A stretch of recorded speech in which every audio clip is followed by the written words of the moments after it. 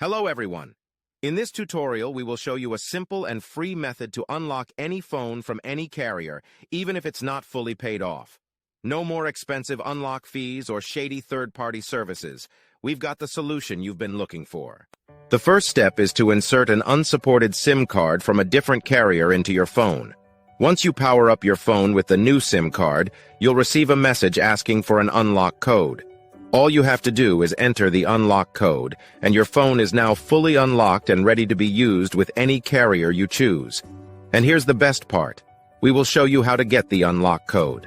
To do this, you need to find the unique identification or serial number of your phone, called the IMEI number. Simply dial *#06#, and the IMEI number will pop up on the screen of your phone.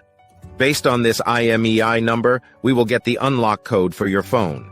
If you're a T-Mobile customer or a customer of a mobile carrier that provides a device unlock app, you won't need an unlock code. Things will be much easier for you. Visit useanysim.com and find straightforward instructions to unlock your phone for free, based on the IMEI number of your device. Get started now and enjoy the freedom of an unlocked phone, all for free. Thank you for watching. If you found this helpful, please consider subscribing and sharing with your friends.